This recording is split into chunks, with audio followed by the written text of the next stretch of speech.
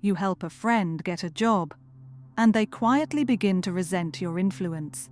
You give someone shelter, and they start to resent your roof. You offer guidance, and one day they accuse you of control. Sometimes betrayal doesn't come from enemies. It comes from the ones you once lifted up, from the very hands you held when they were shaking, from the mouths that once called you a savior, but later whispered your downfall. Machiavelli warned us. Men are quicker to repay an injury than a benefit, because a benefit makes them feel inferior. They may smile in gratitude, but deep within, your help becomes a mirror, a reflection of a time they were weak while you were strong, and some mirrors are too painful to look into. Machiavelli understood something we often wish wasn't true, something we deny because it bruises our romantic image of kindness. But he saw the world not as we hope it is, but as it often is, beneath the surface. Power, even when offered with the purest intentions, even when wrapped in compassion, generosity, or love, does not always inspire gratitude. It creates a quiet imbalance, one that lingers beneath the smiles and thank yous. Because when you extend your hand to lift someone up, they are reminded, even if only for a moment, that they were once beneath you. And no matter how gently you reach, how softly you speak, how humbly you give, you still stand while they are pulled to their feet. Some will see that moment as a blessing. Others will never forgive you for it, because in helping them, you reveal a part of themselves they wish didn't exist, their dependence, their weakness, their need. And instead of healing that wound, they bury it beneath resentment. They begin to rewrite the story. Suddenly, your help becomes interference, your support becomes control, your presence becomes a reminder of a chapter they'd rather forget. This is the tragedy Machiavelli saw in human nature, that the ego does not always respond to kindness with loyalty. Sometimes it responds with shame, and shame often disguises itself as betrayal, not because you harmed them, but because you helped them, and they couldn't bear what that said about them. And in their quest to reclaim dignity, they lash out, not at the world, but at you, the one who saw them, naked in need. Betrayal often comes wrapped in silence, a slow erosion of loyalty. So what should we do? Never help anyone? Build walls instead of bridges?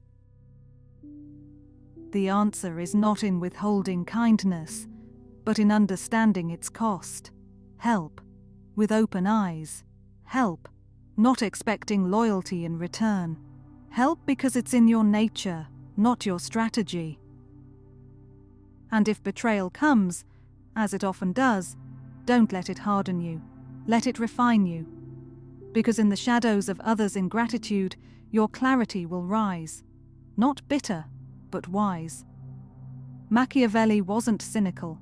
He was honest. He didn't say, "Don't trust." He said, "Know who you're trusting."